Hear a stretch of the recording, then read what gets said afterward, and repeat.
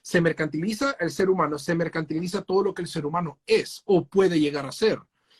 Esto es importante. El binarismo ya no es como fundamento del ser humano, sino que queda el género fluido, pansexualismo, etcétera. Entonces, no hay problema, mercantilicemos, ¿eh? Entonces vienen las mutilaciones corporales, viene el engaño psicológico, y muy bien que hay engaño psicológico, porque ¿quién? Los freudianos y los psicólogos son los que más se nutren de la confusión del adolescente. Entonces, el ser humano está puesto como producto en el mercado, puesto a que puede llegar a ser despojable como un objeto sin ningún tipo de precepto teológico por detrás, porque claro, van a negar el alma. Y si negas el alma, tenés un pedazo de carne, de huesos andando por ahí que puede llegar a ser maleable por todos lados. In a world where you make a truth claim, you back it up with evidence, it does not matter because that comes across as violent, as hateful.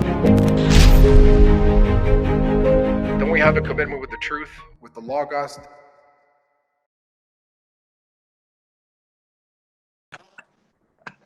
Luis, ¿cómo estás? ¿Cómo te sientes? Bien, bien, estoy tranquilo, estoy muy contento y honrado que pues se extienda la invitación. De verdad que nada mejor que poder platicar de temas que no creo que se estén tocando a la manera que se deberían por miedo a la cancelación eclesiástica, lo cual es muy interesante. Tremendo, ¿no? Porque yo pienso, y entrando un poquito en materia, pienso que hay algo de temor en la iglesia, pienso que hay algo de temor en los pastores, probablemente persecución, cierre de iglesias, ataques de izquierda, comunista. ¿Cómo tú ves ese ambiente, tú como un hombre temeroso de Dios, que pueda existir en la iglesia? ¿Cómo tú ves ese ambiente? No hay iglesias hablando de estos temas, no hay pastores que están defendiendo una postura a Vox Populi. ¿Cómo tú lo ves? Ok, pasa, creo, Carlos, que viene por muchas vías, ¿no? Una puede ser por un tipo de falta de profundización teológica cuanto al tema, en el sentido de, si yo llego a discrepar en un mundo donde vemos a los conservadores en el terreno cultural, por decir así, que están discrepando, entonces el puramente eclesiástico que no tiene participación política se ve envuelto en cómo hago la diferencia entre el reactivo conservador, el guerrero cultural, y yo que también estoy en contra de estas cosas que el guerrero dice, pero no quiero que esta persona piense ni crea que no me interesa su alma. Entonces se ha vuelto como una diferencia en la cual uno dice, si participo, porque yo estoy en contra de todo lo que se está empujando a un nivel global, pero ¿cómo lo puedo hacer? Entonces ahí donde viene el choque interno, le llamo yo, porque conozco y tengo muchos amigos, no solamente tú, sino varios pastores que también están involucrados en esta idea interna. Entonces un monólogo interno que se viene, pero no se habla, es que el problema es que no se está hablando. Claro. Entonces, fíjate algo, Luis, porque tú acabas de dar en el clavo. Definitivamente tocaste el punto muy crucial, porque yo como pastor digo, ok, yo no puedo irme en contra de este tipo de personas, porque al final yo quiero que estas personas conozcan de Dios, conozcan a Jesús, y no los puedo atacar. Ahora, hay que aprender, te pregunto, a diferenciar a las personas del movimiento, porque, a ver, yo puedo decir algo, mira, yo amo a los católicos, pero hay un sistema del catolicismo. Yo puedo amar a los homosexuales como Dios los ama, pero Dios ama a los homosexuales tanto que no quiere dejarlos en esa condición distorsionada, antinatura y antibíblica. Entonces, ¿cómo aprendo yo a diferenciar la persona del movimiento?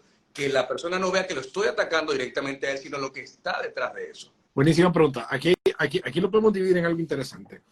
Esto es producto del posmodernismo, ¿no? Donde a través de la historia se ha conocido que el homosexualismo nunca fue algo identitario, sino que fue algo en cuanto a la praxis. Claro. Nunca fue algo que se sea, ¿no? Sino algo que se hacía.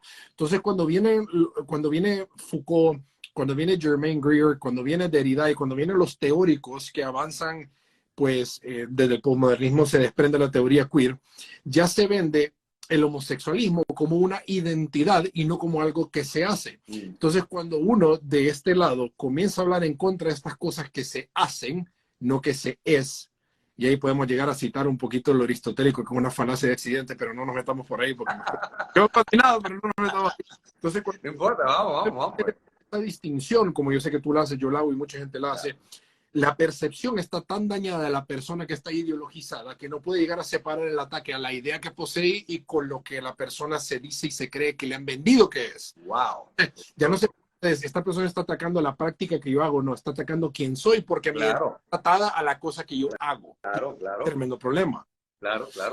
Se va a sentir aludido, evidentemente. Va a decir, no, es que tú estás atacando no un movimiento, tú estás atacando lo que yo defiendo, lo que yo soy y lo que corre por mis venas. Entonces, ¿cómo hacer para que esa persona entienda, mira, yo puedo, o sea, yo quiero ayudarte, yo quiero ofrecerte mi ayuda, pero que no se sienta atacado? Esa es la parte difícil de la iglesia. Y es que eso es algo tan difícil, particularmente hoy en día, porque a mí me ha pasado particularmente cuando, bueno, un video hace poco que subí, ¿no? Donde tuve una charla muy amigable afuera aquí en un bar gay. Lo vi. Y mira, yo estaba tan feliz y en el video yo le digo, estoy feliz de tener esa conversación, ¿te sientes bien? Sí, me dice, démosle. Pero cuando empujamos una persona a una esquina y de repente yo también fallé como en el diálogo ahí, de repente me tuve que haber hecho un poco para atrás. No sé, yo porque soy bien crítico con esa parte porque es hipersensible con el tema. Pero lo que está pasando hoy día es que a un nivel interpersonal, tal cual se evidenció en ese video y en muchas otras ocasiones mías propias, aún así la persona no logra hacer esa distinción interna. No la hacen en Twitter, peor en Instagram, peor en TikTok, mucho menos para poder llegar a ser feta. No estoy diciendo, y no quiero ser generalizador en esto, perdón, sino que quiero tratar de ser un poco crítico, que es las personas que son más difíciles de hacerle entender esta distinción. Es el joven, el Gen Z. El millennial un poco viejo, todavía no, pero el generación Z ha crecido sin ningún tipo de autocrítica, porque se le ha vendido que él está bien tal cual es. No tiene ningún problema, está bien, y desde la iglesia se le dice, Dios no cometió ningún tipo de error con vos. Entonces la persona viene y tiene esta identidad que posee, ¿no? Que no está siendo ni combatida con la iglesia, y viene la iglesia y le afirma la posición. Y de repente la iglesia no quiere afirmar la posición, pero lo está haciendo de una manera donde la persona dice, entonces estoy bien porque no me están diciendo que la condición de homosexual no existe, existe la práctica homosexual, repito. Entonces la persona dice, entonces está bien lo que yo siento, no hay ningún problema. Entonces te afirmo sin poder llegar ni siquiera a definir qué es el amor, y la persona viene y dice, ok, me están amando al decirme qué es lo que es.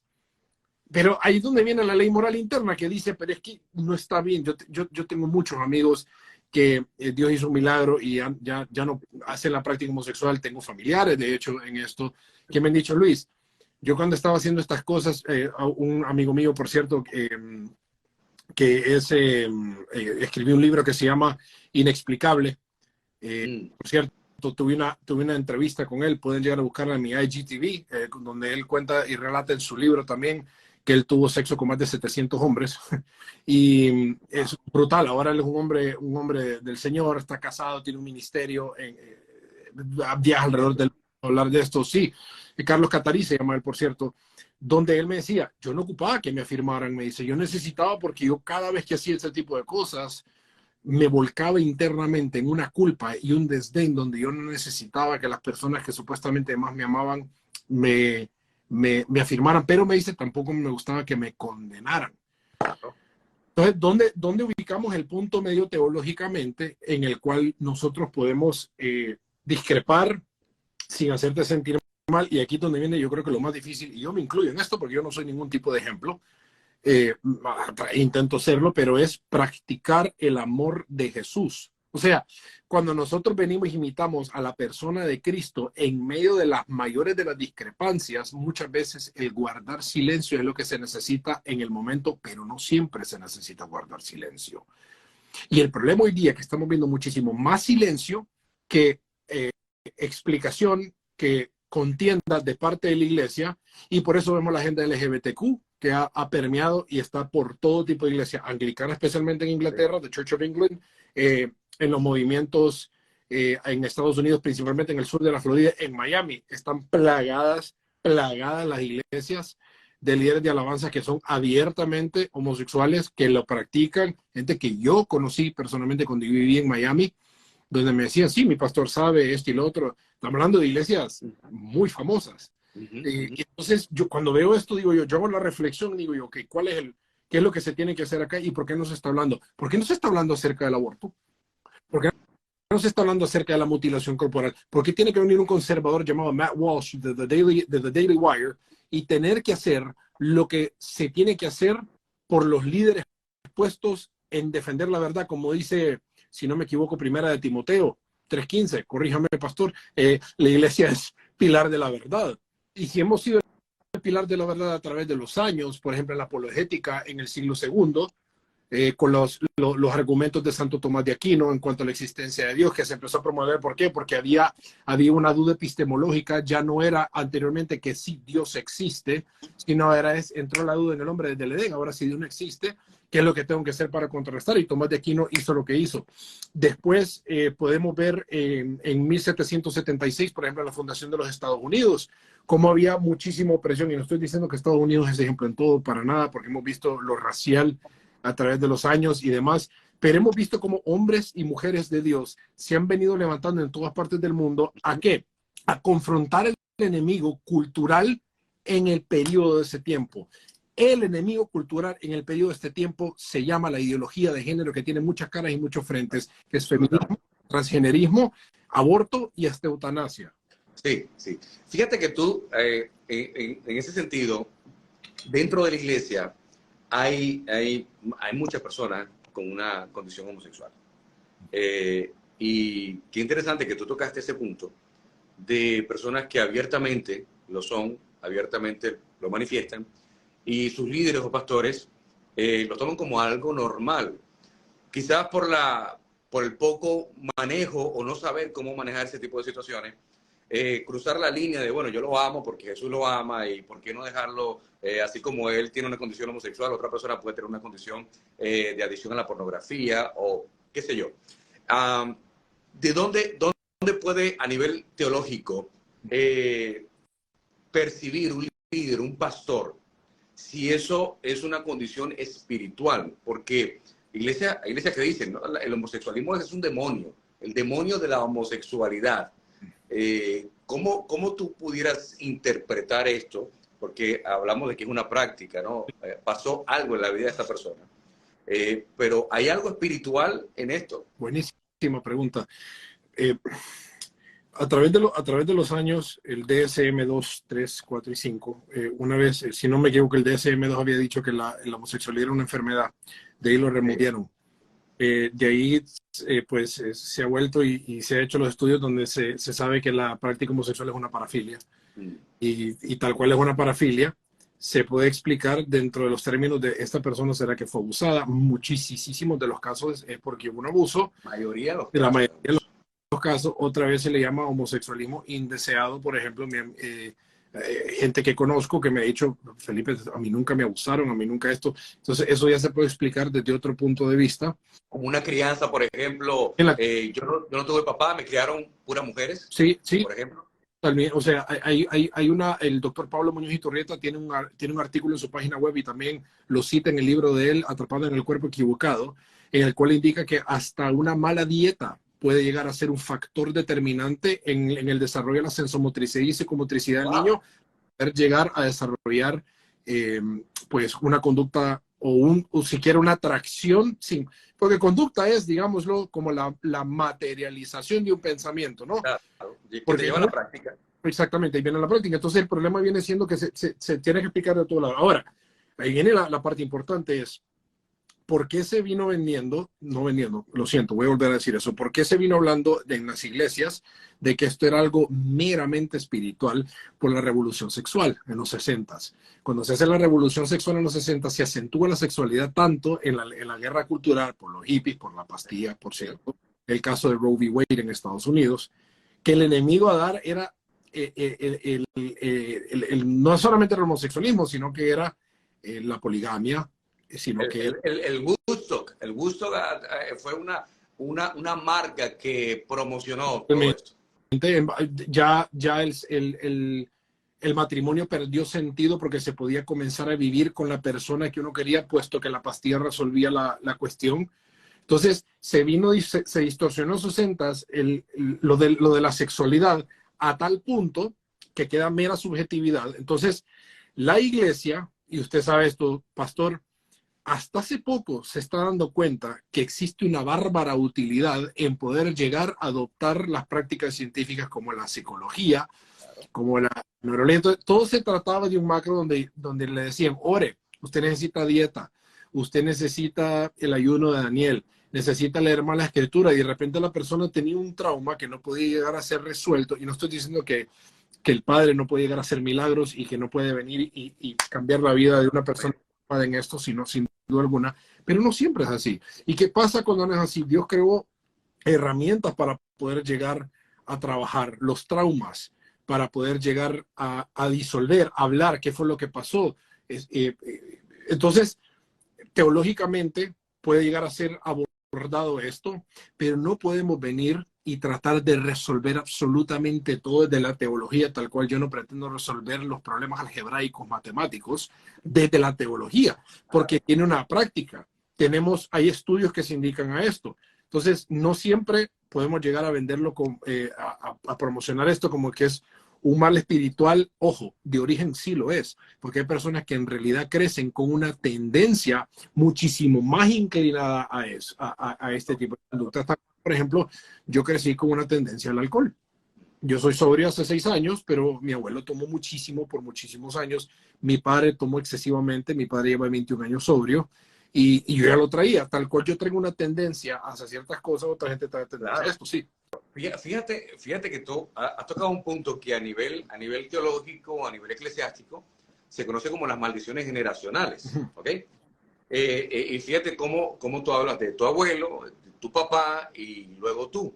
Porque pienso yo, que es lo que tú mencionas, que el origen, la raíz puede ser espiritual, pero hay muchos brazos, muchas herramientas para poder resolver la condición de una persona, que no solamente a nivel espiritual, ¿verdad? Porque ahí entra la mente consciente y la mente inconsciente también, de cosas que están guardadas en mi inconsciente, que no sé de dónde vienen, yo no sé, esa información yo no sé cómo la tengo y no sé cómo manejarlo, ¿sí? El inconsciente incompetente.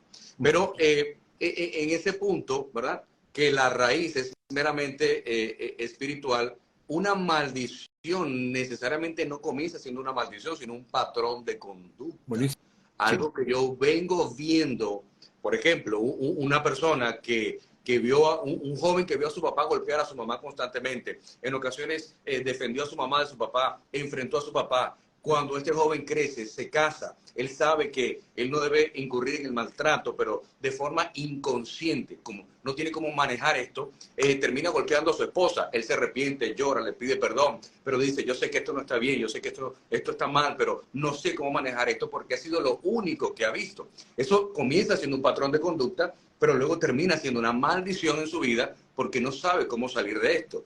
Yo no sé si tú compartes lo que yo te estoy diciendo. Y no solamente lo vemos a percepción sociológica, sino que también lo podemos entender bíblicamente en la historia de Abraham. Cuando Abraham tiene a Ismael, después tiene a Isaac tiene a los gemelos, se vino una locura en cuanto al desorden familiar y problemas entre hermanos. De Caín y Abel se vienen viendo problemas entre hermanos. ¿Sí?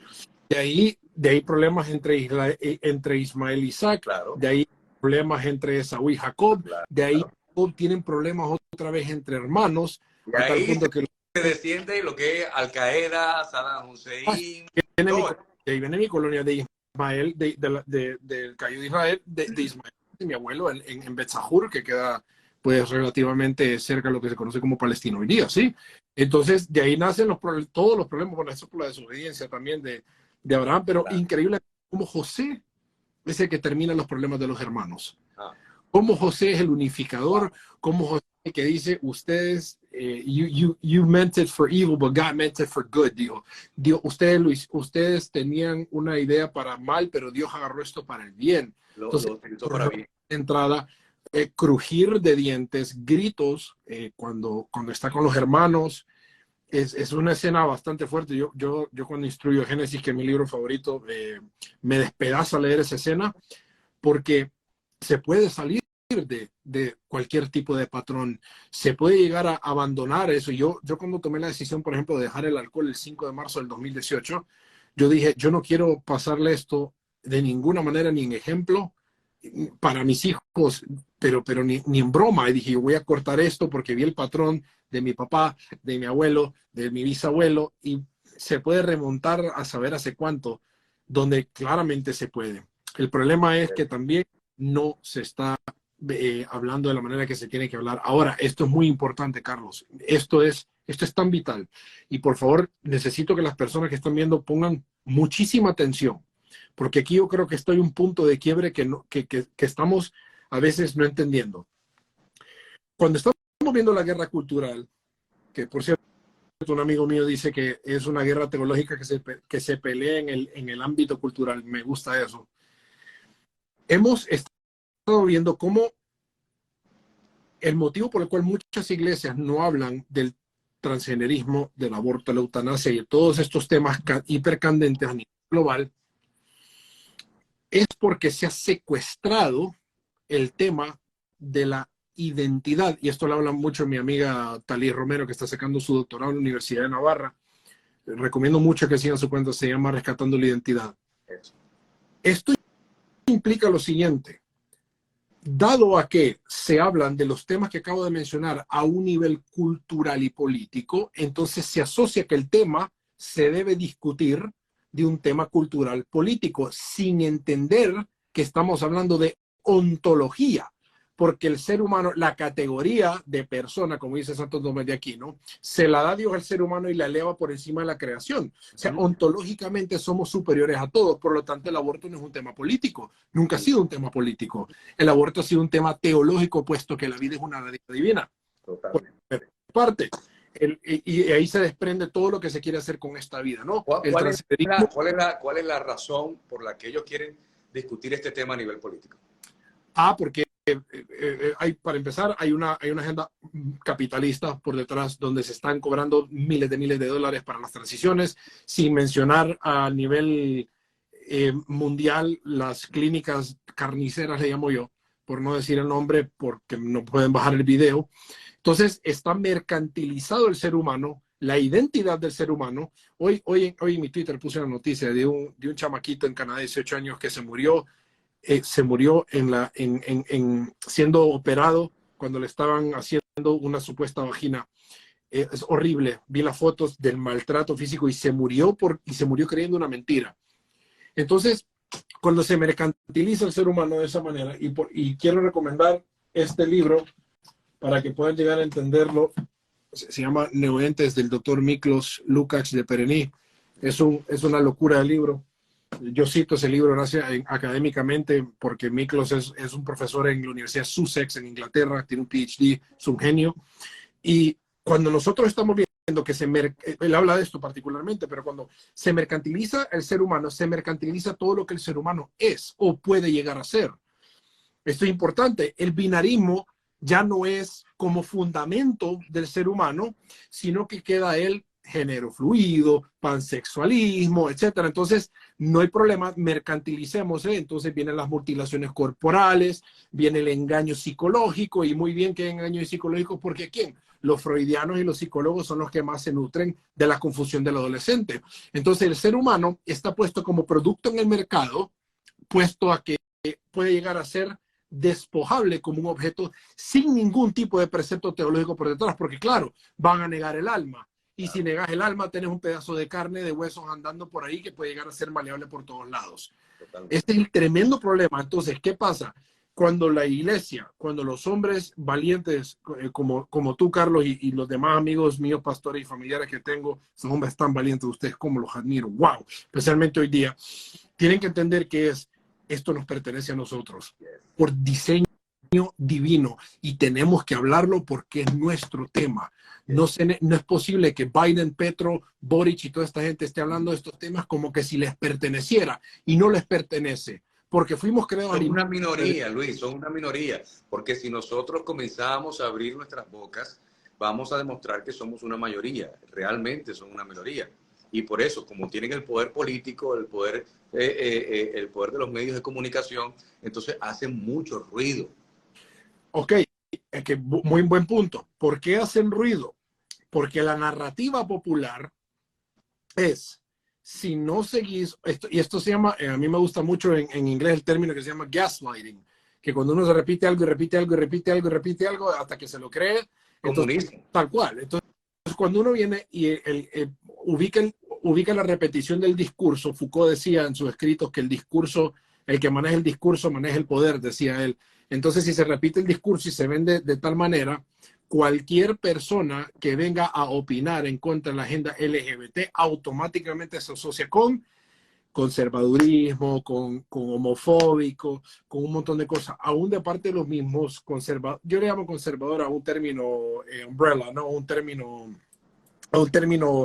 que cubre todo, digamos, ¿no? Sí, sí, sí. Que los engloba. Entonces, cuando yo me he visto involucrado en esto, y yo soy culpable de esto cuando veo a gente que habla de estos temas, conocidos, amigos míos, digo yo, pucha, este es revoltoso. Y digo yo, no, no es revoltoso, es que me han vendido que el que habla de estos temas es revoltoso. Pero ¿qué pasa? Peor es el silencio. Visitemos la historia. El silencio es lo que ha llevado a millones a la condena. Millones. Hay un libro que recomiendo mucho, se llama The Rape of Nanking, las violaciones que se hicieron en Nanking. El autor de ese libro se suicidó, es algo tenebrosamente oscuro. Pero ¿qué pasa? El Dr. Clay Jones, en su libro Why Does God Allow Evil in the World? ¿Por qué Dios permite el mal en el mundo? Explica algo brutal y dice, ¿por qué cuando los japoneses entraron a Nanking a hacer las atrocidades que hicieron con más de 300,000 chinos y chinas, ¿por qué en Estados Unidos se guardó silencio? Y él hace, ¿por qué en los campos de concentración nazi los que dieron los motores fueron Volkswagen y los que dieron el gas para la erradicación de los judíos era la compañía más grande de medicina judía que se llama Bayer? Mercedes y BMW puestos ahí. ¿Por qué? Y entonces él dice y concluye algo magistral, dice, porque el problema del mal no es un problema de Dios, el problema del mal es un problema del hombre. Totalmente. Y como es un problema del hombre, tenemos una responsabilidad, no solamente para mitigarla personalmente, sino para cualquiera que esté queriendo jugar con ideas en la cual el ser humano es reducido a un objeto. Yo como cristiano, como ciudadano del mundo, me le debo a la verdad, completa y totalmente, aún en el nombre de la cancelación, me quiten el follow, me eliminen del trabajo, mis primos y mis primas y mis qué sé yo me queden viendo como, ay, ok, muy bien. Me le debo a Logos, ¿no? Principalmente yo me le debo a Logos porque algún día voy a estar parado enfrente del Creador y cuando yo esté parado enfrente del Creador me va a decir, fíjate que te di una gran boca y te di una plataforma en redes sociales para... ¿Y qué hiciste? ¿Te guardaste silencio? No quiero ser yo un guardia en los campos nazi hoy día, viendo cómo están despedazando a los demás identitariamente. Y ese es el mayor problema que hemos visto, Luis, con líderes y lastimosamente, hay que decirlo, líderes religiosos que están bien con Dios y con el diablo. Están bien con Dios y con el diablo. Es como el que le vende armas a dos naciones que se están matando entre ellas y este le vende armas a esta nación y le vende armas a esta nación. Entonces, estamos en esa posición, líderes religiosos que quieren estar bien con Dios, quieren estar bien con el diablo. No opino porque yo estoy recibiendo donaciones de tal partido político, o yo no opino porque es que a mí en mi iglesia se asiste la esposa del político tal o cual. Entonces, hay una ambigüedad ahí en mi postura como pilar de la verdad, Luis. ¿Cómo tú ves eso? Voy a contar algo interesante. Yo fui invitado en febrero a hablar en un evento en particular, ahí en privado. Te dijeron, no puedes decir esto ni esto. Buenísimo, buenísimo. Porque hicimos una cena anteriormente para un debriefing, ¿no? Para yo el rundown, miren, voy a elaborar de esto y esto y esto y esto. Pero antes de yo ingresar al evento, uno de los directores me dijo, por favor, de XY no hables. Y yo, Error número y yo, uno. padre. Y lo peor es que iba documentado lo que iba a decir. Uy. Iba bien documentado, o sea, bien documentado, bien profesional, o sea, nunca ataques personales ni ad hominem. No, claro. Y yo, oh, wow, ok, ya veo. Y después hice clic y digo yo, mucho de por medio, de gente que estaba presente, mucho.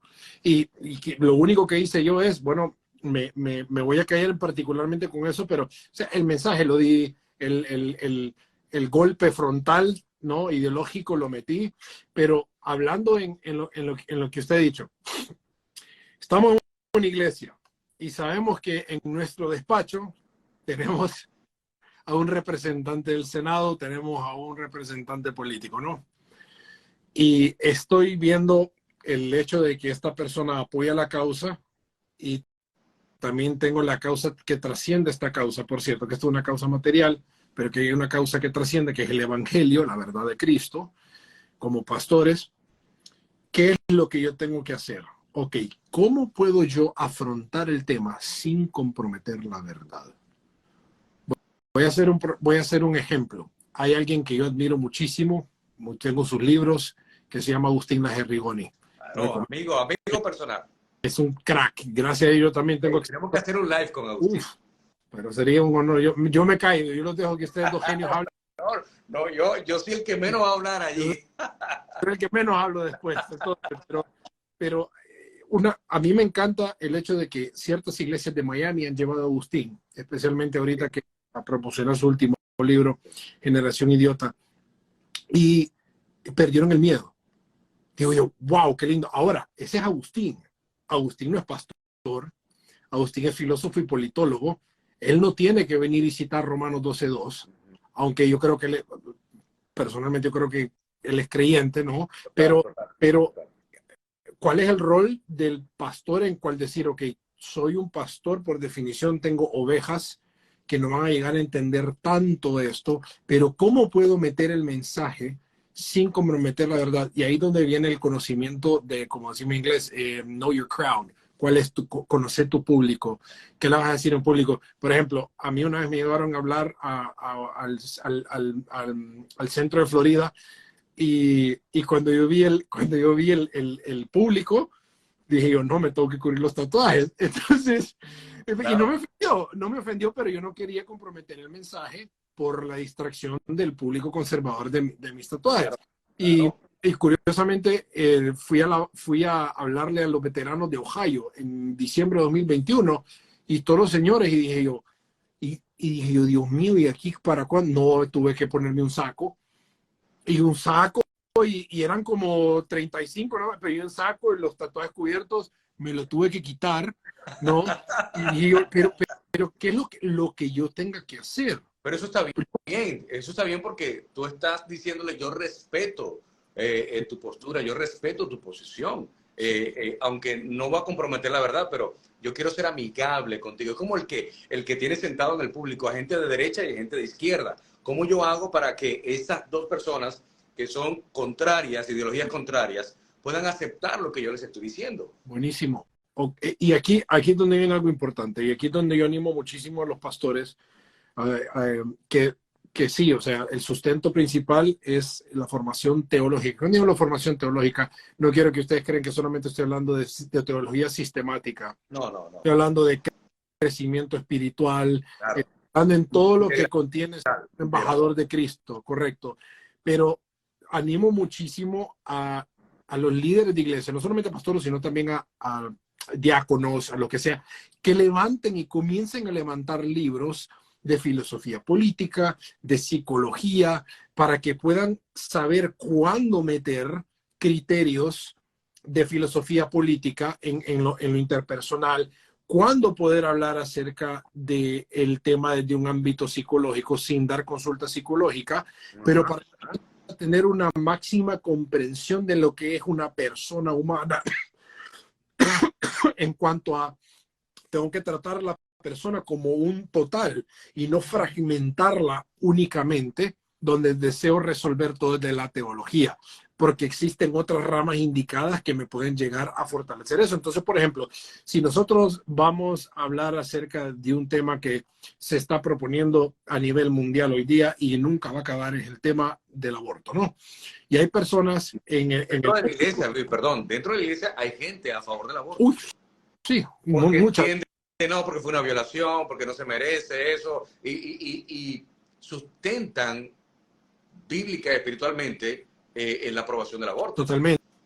Entonces, cuando viene el líder que está en el estrato y va a preparar un tema acerca del aborto, ahí es donde uno tiene que decir, me importa más el socialista progresista que tengo acá o los que están siendo despedazados en las clínicas en nombre del avance.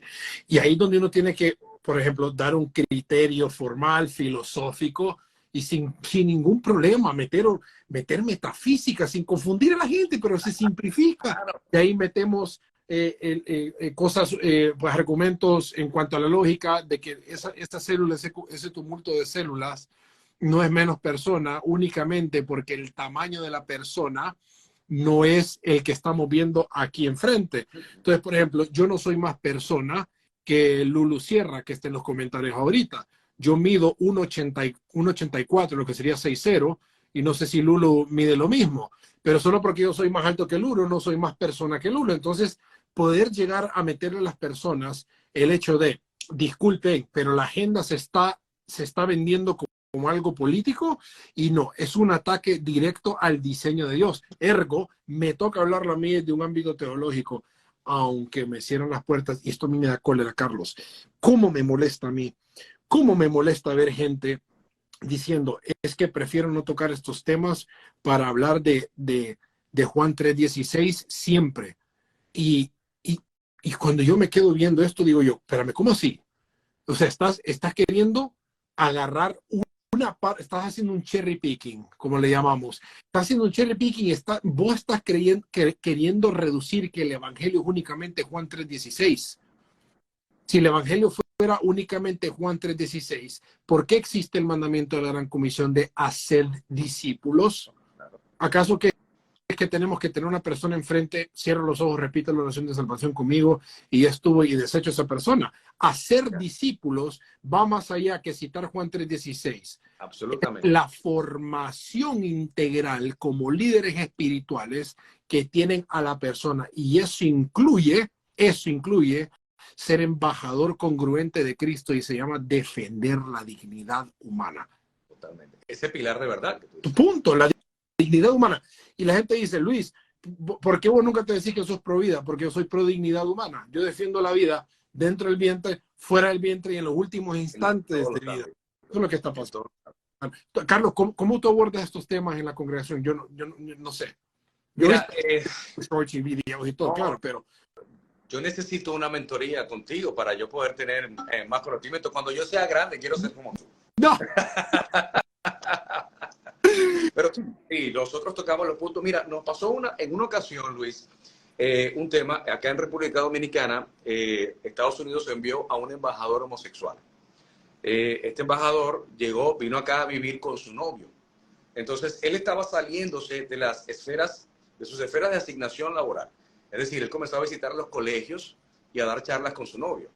Y el gobierno lo estaba permitiendo. Ahora, la iglesia, desde su buena intención, porque hay un principio en neurocoaching que a mí me gusta compartir muchísimo, y es que detrás de toda mala acción hay una buena intención. Entonces, muchas veces las iglesias tienen buenas intenciones, pero terminan metiendo la pata, terminan teniendo acciones erradas. Ahora, la iglesia comenzó a hacer marchas en la calle. Lo que hizo fue que le dio más, lo que hacen los haters cuando te atacan, que te da más followers, tu cuenta crece más. Lo que hicieron fue darle más posición al embajador. Hicieron marcha en contra de lo que este hombre está haciendo. La intención está genial, está buenísima la intención. Pero ¿qué pasa? No estamos siendo congruentes, Luis, porque si yo fuese un activista con el pilar de la verdad, como tú lo dices, yo en una emisora de radio que me están entrevistando me preguntan que por qué yo no salía a marchar. Y yo le dije, bueno, yo les voy a proponer a la iglesia lo siguiente: no vayamos a marchar, ¿Por qué no vamos y nos paramos enfrente de la embajada americana y quemamos todos nosotros nuestras visas americanas delante de la embajada? Eso para mí sería una acción totalmente congruente, porque si Estados Unidos está enviando a este hombre que está promocionando en las escuelas y en los colegios, haciéndole daño a nuestros niños con una ideología totalmente anti-Dios, porque entonces yo, para no darle dinero a este gobierno estadounidense, yo quemo mi visa delante de la embajada americana? Entonces la gente se echó para atrás, dijo, no, pero espérate, que yo quiero ir a Disney, es que yo quiero tomarme una foto con Mickey Mouse. Entonces ahí es donde yo digo, no hay congruencia, y yo lo hablé desde el púlpito, lo prediqué, tanto así, Luis, tanto así que resulta que una persona de la iglesia que trabaja en la embajada americana estuvo a punto de conseguirme una reunión con el embajador. Yo me quería sentar a conocerlo. Es más, le dije, si quiere lo invitamos a mi casa. Yo no tengo ningún problema. Vamos y lo invitamos a mi casa. Yo mismo le preparo un barbecue, yo mismo le cocino, yo mismo lo atiendo sin ningún tipo de problema, porque es mejor poder llegar al corazón de una persona para poder influenciar a esa persona. John Maxwell dice que el verdadero líder se gana el corazón de las personas para luego pedir su mano. Entonces, ahí es donde yo entro en la congruencia. Yo abordo estos temas de manera pública, evidentemente. No lo hago atacando, ¿verdad? Porque no quiero crear la controversia del morbo, sino que simplemente yo coloco mi postura abiertamente desde el púlpito, sin necesidad de crear morbo, sin necesidad de crear followers, de gente que, déjame yo hacerme viral con esto o con aquello. No, simplemente pongo mi postura. Esta es nuestra postura como iglesia, creemos en esto, defendemos esto y estamos dispuestos a hacer lo que tengamos que hacer con tal de defender nuestra postura y la verdad. Qué buena distinción haces, Carlos, porque también los miembros de la iglesia se tienen que separar de ser justicieros sociales. Los Social Justice Warriors en Estados Unidos desde el 2010, empezaron a emerger, empezaron a meter toda, pues, estudios de género y empezar a culpar al hombre blanco y todo lo que se venden en academia en Estados Unidos. Y cuando yo estoy viendo, y yo he hecho esta reflexión también mía, porque yo voy a una iglesia, ¿no? Acá también, digo yo, ¿cómo yo puedo distinguirme de no ser un reactivo como tal cual los mismos de la izquierda o el progresismo? Yo le llamo progresismo porque me gusta el término, y Miklos Lukács lo toma en particular porque él dice el progresismo está lleno de capitalistas y de anticapitalistas. Es un movimiento que a todo el mundo en nombre del avance irresponsable, sin límites. El progresismo es todo, o sea, uno no tiene que ser de izquierda para ser progre, como decimos, ¿no? Y cuando yo me hago la reflexión y digo yo, a veces soy muy reactivo. Y estaba hablando de esto con mi amiga Mamela Fiallo, que ella es una aguerrida de Ecuador, y yo le decía, mame, a veces yo soy muy reactivo, le digo. Entonces, hay un libro buenísimo, aquí lo tengo, se llama Unstuck, del presidente de Moody Bible, que se llama Mark Joby. Mark Joby dice él en el libro, pelee la urgencia de ser un juez, fight the urge to be judgmental, dice él, a veces no tenemos que reaccionar a todo. Y el filósofo de la Universidad de Salta, Jonathan Ramos, habla y dice, el motivo por el cual la derecha ha perdido identidad es porque responde únicamente a los clamores de la izquierda sin poderse anclar en lo que de verdad que es. O sea, la identidad de la derecha pende del llanto de la izquierda, y el avance social de la izquierda pende de las cosas que no está haciendo la derecha. Entonces, digo yo cuando tengo se convierte uno igual, totalmente igual al otro, totalmente. Mira, tú sabes que yo soy nativo de Venezuela yo soy venezolano. No, hombre. Aunque vivo en República Dominicana, tengo de las dos nacionalidades. Me encanta guaco. Me encanta. Buenísimo. Bueno, en todas las fiestas venezolanas siempre tiene que haber guaco. Sí o sí. y eso terminó siendo la derecha, lo que tú estás diciendo. La derecha terminó siendo tan igual que la izquierda, que perdió la credibilidad porque entró en el mismo sistema de ataque que la izquierda. O sea, no había... A mí me encanta ver mucho tus videos, Luis, porque, óyeme, tú desmontas a cada... como dice Agustín, esta generación idiota. Sí. tú lo desmontas de una forma tan magistral que no necesitas ser reactivo, sino simplemente mostrarle a ellos, ponerles el espejo y decirles, hey, este es el gran disparate que tú estás enseñando, que estás hablando, que estás diciendo. ¿Y en qué cosas puedo mejorar, Carlos, que tú has visto de repente? No, mi hermano, yo, y esto no porque sea una persona que admiro, realmente tiene que hacer más videos, sigue haciendo más videos, porque definitivamente yo me los disfruto y veo la forma tan magistral en que lo maneja, además de que todo el conocimiento que Dios te ha permitido tener a través de todos los libros que lees, yo aprendo muchísimo de ti cada vez que veo tus videos, yo simplemente me sorprendo y qué bueno poder decir, yo conozco a Luis, Luis es mi amigo y yo tengo su número de teléfono y yo soy amigo de él. Usted es mío, sí, más bien yo me acuerdo cuando me comenzaste a seguir fue por el video de Bad Bunny que yo subí. Sí, totalmente. De Bad Bunny y dije yo, nombre, y me metí, dije yo, nombre, qué crack. Y me acuerdo que la siguiente semana era tu cumpleaños. Ajá. Y hiciste sí. En el carro, en el live, entonces yo me metí, feliz cumpleaños, así que no, totalmente. Sí. Yo, absolutamente. Yo quiero mandarle un mensaje a las personas que están viéndonos y que nos van a ver después también, si puedo, Carlos. Miren, cuando ustedes ven las personas que están, pues, haciendo lo que estamos haciendo o procuramos hacer, que es una defensa casi del realismo, le llamo yo, ¿no? Realismo, o sea, qué locura que tenemos que defender que eres aquella que tiene los cromosomas XY y uno dice, ¿cómo que XY es XX? No es XY. O sea, ¿qué hombre es aquel que tiene vagina? O sea, sí, tenemos que sacar la espada y defender que el pasto es verde, decía G.K. Chesterton, llegará a ese día. Lo que quiero decirles es, véanse al espejo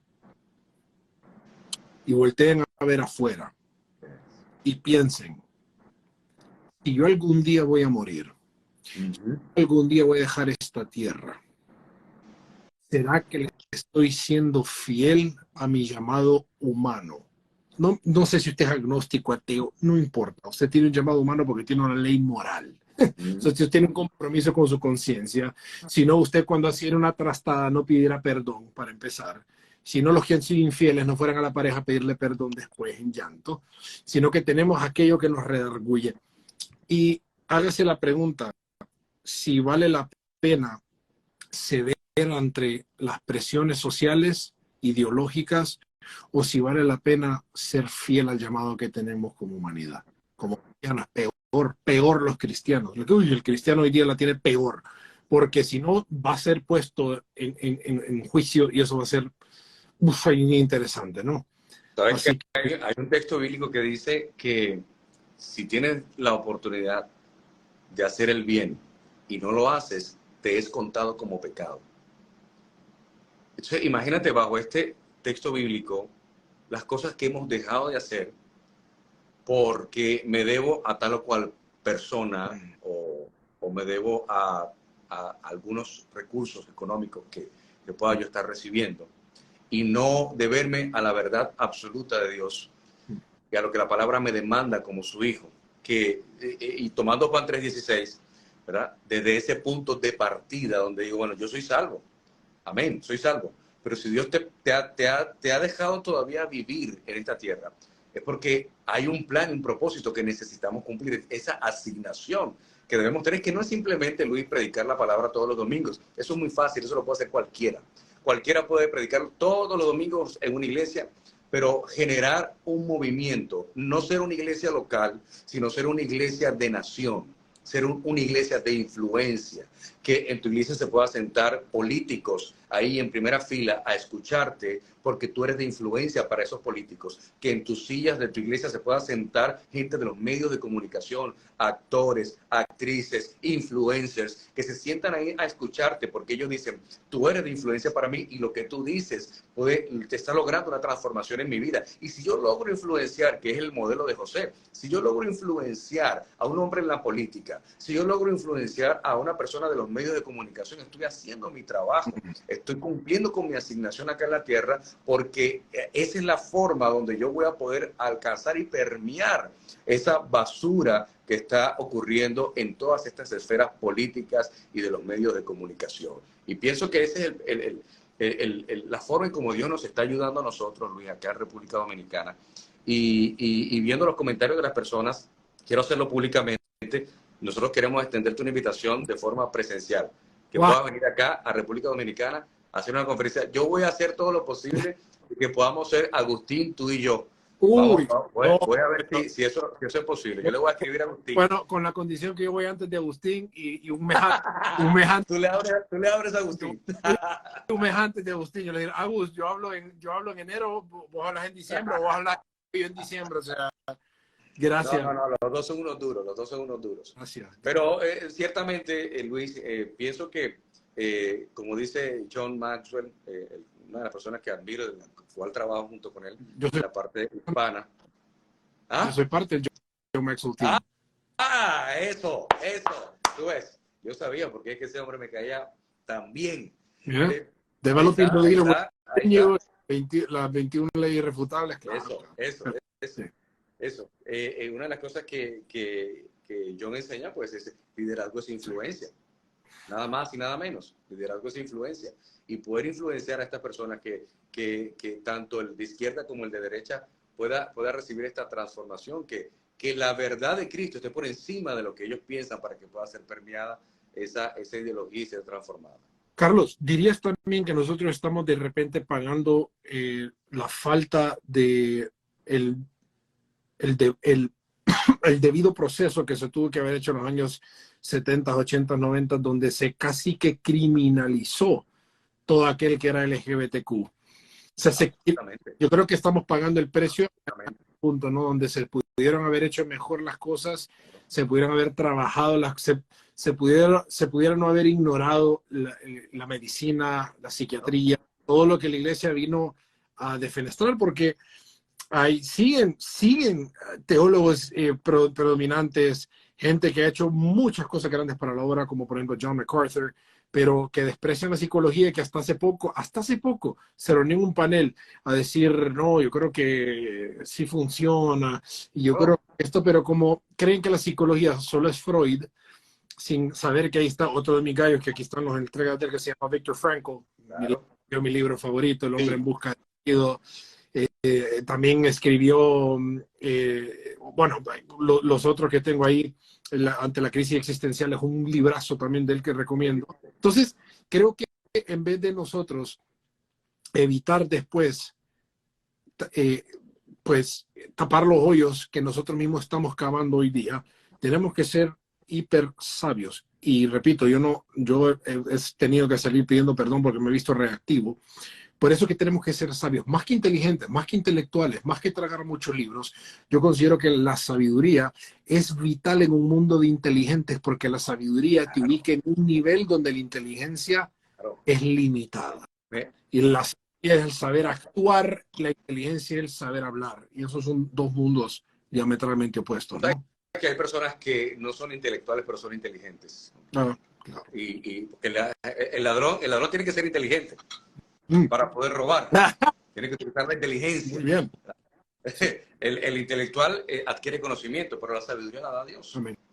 La sabiduría la da Dios, y yo comparto 100% lo que tú dices, y pienso que sí estamos nosotros pagando las consecuencias de lo que años atrás se satanizó, no se supo trabajar, no se aceptó, también por la ignorancia, Luis, porque a estas personas, al no tener el conocimiento de cómo manejar estos temas, lo que hicieron fue que le pusieron un paño por encima y decir, no, mira, yo no quiero meterme en ese tema, yo mejor me quedo en Juan 3:16 y de ahí no me salgo, ¿entiendes? Y ahí yo voy a poder crecer en mis áreas, en mi terreno, en mi espacio, y aquí me quedo. Cada iglesia está defendiendo su espacio, cada iglesia está defendiendo su nombre, su concilio, su doctrina, y no están mirando hacia afuera. Se están pudriendo ahí dentro de esa cerca espiritual, pudiera decirse, donde no están teniendo la intencionalidad de salir para poder ser una voz cantante. No importa que usted no tenga todo el conocimiento que se requiera, pero desde su rango de influencia comience a hablar estos temas, desde su rango de influencia comience a incluirlo en sus mensajes, en sus prédicas, en sus círculos íntimos, en las personas más cercanas, comience en ese rango de influencia a trabajar para que cada vez vaya creciendo ese rango de influencia y podamos alcanzar lo que realmente queremos. Desde donde pueda también, porque John Maxwell dice, uno no puede dar lo que no tiene. Total. Y otro de mis escritores dice, que ya murió el doctor Glenn Martin, dice, uno opera desde la base de lo que sabe y desde lo que no sabe. De lo que no sabe. Entonces, usted no necesita de repente ser un politólogo, no necesita ser un filósofo para poder ser pastor, hablar de estos temas, pero trate desde donde tiene con una formación y vaya gradualmente subiendo su nivel para poder llegar a tratar de estos temas, porque yo les aseguro que en las audiencias de muchas iglesias existen personas que están bien formadas en estos temas, desde la izquierda, desde la derecha, desde todos lados. Y para mí, este solamente soy yo. Yo creo que el más preparado en todo en una congregación tiene que ser el pastor. Total. En todo. O sea, en psicología, Claro. en filosofía, en teología, en lo que me dé de las humanidades, ahí estoy. Por eso es que me gusta mucho en la preparación del sacerdocio. Los sacerdotes hablan 6 lenguas, saben de psicología, son psicólogos, son filósofos, son teólogos, porque tienen una formación de 12 años. Yo tengo un amigo mío, un instructor, mi primer instructor universitario, y él de filosofía, 101, yo tenía 18 años, me acuerdo bien, que eran amigo mío, el licenciado Melvin Cantarero, donde me decía, ay, me dice, tus preguntas, me dice, porque era pregunta y pregunta y pregunta y pregunta y pregunta, pero él es teólogo, filósofo y psicólogo. Esa formación en la que necesitamos procurar tener, ya sea a nivel amateur o a nivel académico, Claro. por lo mismo, Claro. vamos a ahí no todo va a ser pues el estar estancados. Yo creo que la persona que quiere agregar valor tiene que agregarse más valor a sí mismo mediante el pago del sacrificio del aprendizaje. Total y absolutamente. Yo estoy de acuerdo contigo. La persona más preparada tiene que ser el pastor. Constantemente tenemos que estar certificándonos en algo, haciendo cursos, talleres, mentorías, lo que sea, porque el líder que dejó de aprender, dejó de crecer, murió. Bueno. Murió, absolutamente. Y eso es algo que tenemos que comenzar a cultivar, porque realmente, y sobre todo en países como el de nosotros, acá en República Dominicana, lamentablemente cualquier persona en un localcito con 30 sillas ya inicia una iglesia sin tener una educación, sin tener una preparación. Y es lastimoso esto. Yo, ¿sabes? Son nuestros hermanos, los amamos, pero César lo que es del César, y a Dios lo que es del Pero es Dios. irresponsabilidad. O sea, yo lo veo como tú dices, hay una buena intención por detrás, que es tratar de ser luz, tratar de hacer las cosas bien, pero a veces las buenas intenciones sin buenas acciones, dice John Maxwell una vez más, son un desastre y son una dosis para la destrucción y no sirven. Entonces, igualmente yo lo mismo le digo a los chamaquitos que me escriben de 15 y 16 años, que me gusta que me escriban, por cierto, porque significa que hay algo del mensaje que está otro transmitir, que está apelando a ellos, como diciendo, Luis, no me interesa esto de lo que, sino como, y el mismo consejo es, ok, antes de que comiencen a hacer reels, antes de que comiencen a hacer tweets, fórmense, lean y equivóquense. Y miren, algo que ayuda muchísimo, vayan a debatir en la universidad con sus compañeros. Agarren al más radical, al más progre, al más lo que sea y empiecen ahí. Y canchen, prueba y error. Fórmense. Claro. Y porque necesitamos no solamente personas de buenas intenciones, sino personas que en realidad agreguen valor y que no vengan aquí a tratar de inventar, porque la rueda ya se inventó, el agua caliente ya se inventó, los argumentos ya están puestos por ahí, pero hay que saber defender y prepararse. Lo mismo para los pastores. Claro. Lo mismo para aquel que quiere decir, no, es que yo soy pastor y tengo 15 personas y empiezan a predicar yo he escuchado unas vainas, Carlos. Dios mío, pero ni a los testigos de Jehová les he escuchado estas cosas. Ni a los mormones. No, se acaba de graduar, bueno, se acaba de graduar otra categoría, digo yo. Por eso mucha gente que no tiene la verdad están llegando más lejos porque se están preparando. Uy, sí.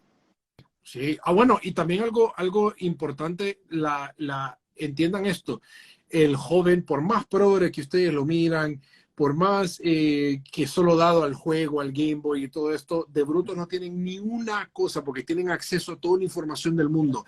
Saben quién es un wannabe y saben quién es alguien auténtico que sabe lo que está diciendo. Ahí no vamos a burlar. Sí, Solamente porque las miremos a ellas vestidas de pelito azul corto en marchas, ¿verdad? Como los ogros de Mordor, no significa que son brutas, o sea, para absolutamente nada. Hay gente que yo he visto conservadores ser arrullados por progresistas con argumentos tan tontos, pero en la retórica, en la dialéctica, le ganan y se hacen ver mal a la otra persona. Entonces, brutos no hay hoy día. No. Discúlpenme. Hoy se meten a Google, leen un montón de cosas. Por lo mismo tanto, prepárense para la calle, para el ministerio en la casa y especialmente en casa, porque van a llegar un montón de estudiantes, hijos, y van a decir, mamá, tengo una compañerita, como me escriben padres, me escriben, Luis, mi hija de 7 años acaba de decir que vio una compañerita decir que es pansexual o que es bisexual o que se identifica como esto y como lo otro. ¿Qué hago? ¿Para dónde voy? Y entonces veo a los padres acorralados con la agenda ideológica de frente, siendo lastimosamente, siendo reactivos. Como decir, esto no va a llegar a mi casa, esto no va a tocar mi puerta, no va a llegar acá, no va a llegar. Y la cosa es cuándo va a llegar. Y sí voy a estar preparado para responder las interrogantes que se tienen que llegar a hacer. Claro. Y para eso se necesita una formación muy en particular que, ojo, dicha formación no era demandada en los 70, en los 80 y en los 90, porque no había el Internet evolucionado que hoy día. No Hoy hay día, el acceso que hoy tenemos a la información. una exposición por todos lados donde vemos bloggers de 17 años transicionar y venderle el ejemplo a millones de seguidores que tienen en TikTok, millones de seguidores que tienen en Instagram. Eso claramente es una falacia de la autoridad en la cual viene el niño y dice, es que tal lo hizo, entonces tiene que ser. Pero ¿qué sabe el niño que es una falacia de autoridad? Absolutamente. ¿Qué sabe? Si hoy para debatir te citan Wikipedia. El padre tiene que venir y decir, y papi, mami, siento que soy XY. Bueno, hijo, pero fíjese que en Génesis dice tal. Ah, ok, pero fíjese que de repente en el código Hammurabi no dice eso.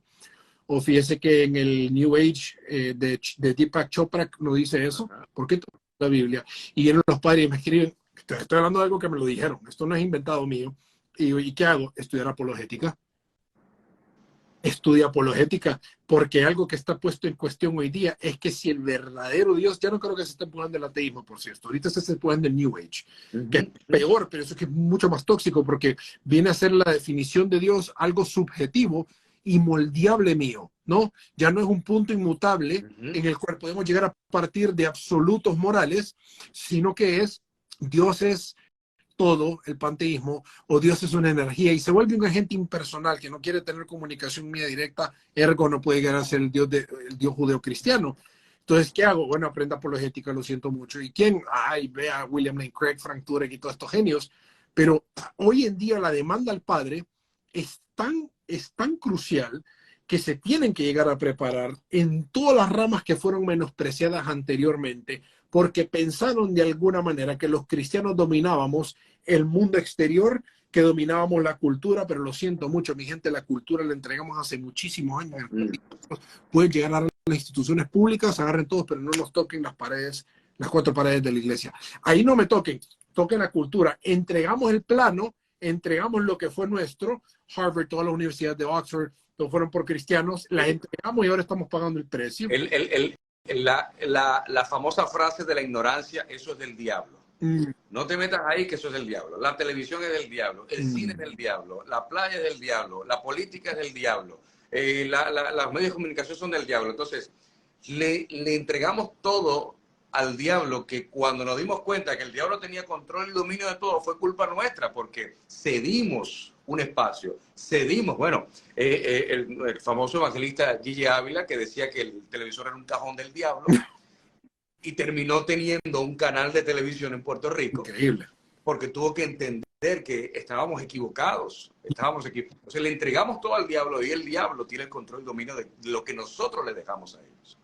Qué buen punto, porque esto es algo que nosotros podemos, ya no nos podemos lamer las heridas, por cierto, ya nos podemos venir y decir, pues, tenemos que, si tan solo revisábamos el tiempo, no podemos regresar el tiempo, mi gente, no podemos mitificar el pasado tampoco, es imposible, quitémonos la nostalgia. Mucha gente, y yo me incluyo, se me quitó hasta hace poco, que se me quitó la nostalgia de la vida pre-COVID, ¿no? Y la vida post-COVID, de eso, donde, ay, cómo era la vida antes, Sí.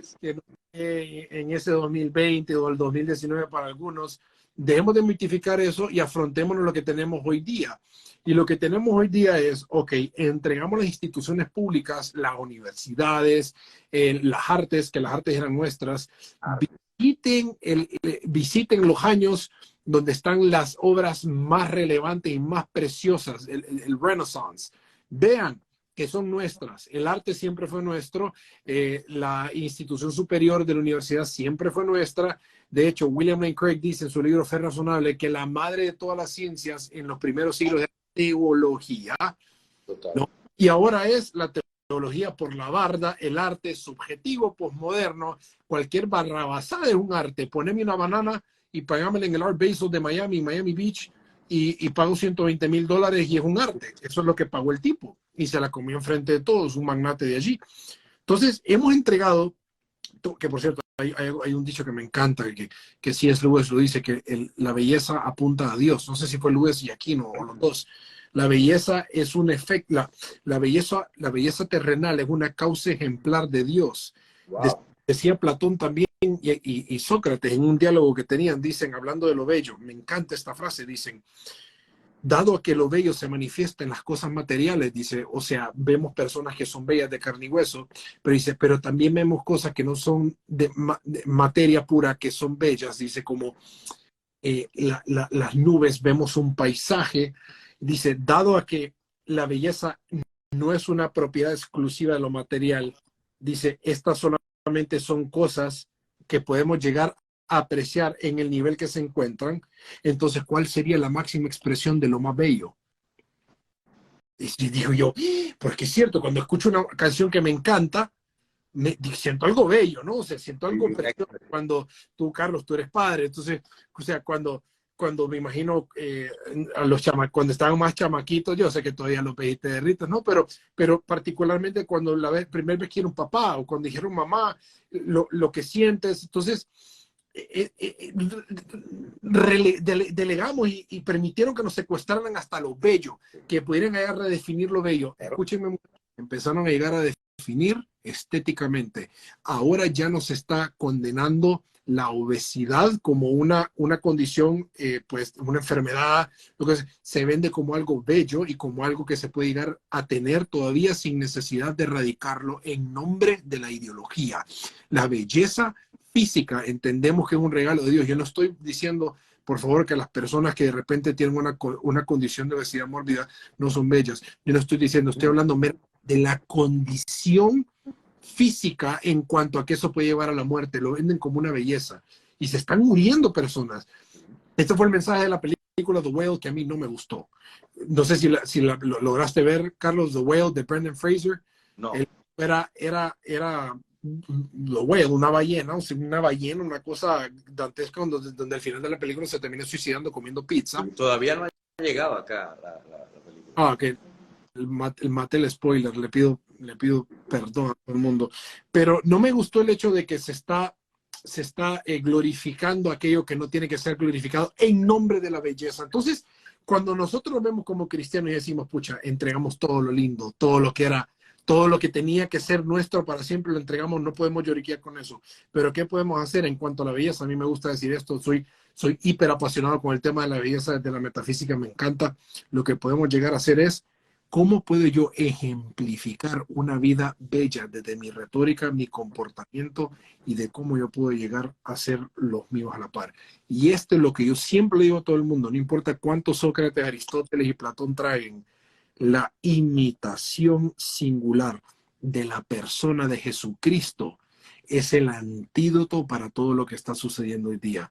Pero no nos podemos llegar a encerrar únicamente en eso cuando Dios nos dio una racionalidad para poder llegar a explotar, estallar, actualizar, porque está llena de potenciales y tenemos y debemos un deber al conocimiento y a la formación integral porque somos un ser humano ilemórfico. la parte más hermosa del cuerpo humano es el cerebro. Uf. Esa es la parte más hermosa y de allí la creación de Dios, como lo es el cerebro, aprender a utilizarlo, aprender a sacarle el mejor provecho, como tú decías, a prepararnos. Fíjate que la misma Biblia dice, los cielos cuentan su gloria. Cuando tú ves la naturaleza, ves a Dios. Cuando tú ves al ser humano, ves a Dios. Cuando tú ves un paisaje, ves a Dios. Cuando el sol sale, cuando la luna... o sea, la máxima expresión de la belleza de Dios, lo que tú decías. Y de verdad que me gozo muchísimo, Luis. De verdad, te escucho y cada vez que te escucho aprendo muchísimo. Y ya es un hecho. Vamos a buscar fecha. Aquí tengo el equipo de producción aquí detrás. Deja que ellos te quieren saludar. Ahí está, ¿verdad? Estoy aplazado, me aplazaron ahí el equipo. No, hombre, wow, qué lindo estudio tienes. ¿Puedo curiosear el estudio? Wow. Claro, claro. Aquí tenemos, aquí vas a estar pronto vas a estar acá, en Trinity Podcast. Qué fácil. Aquí tenemos nuestro estudio de podcast. Estuvimos grabando con CBC La Voz hoy, el Expolit va a ser esta semana acá en República Dominicana. Y hemos estado haciendo grabaciones. Queríamos traer a Agustín para que viniera también a este Expolit, pero no se pudo.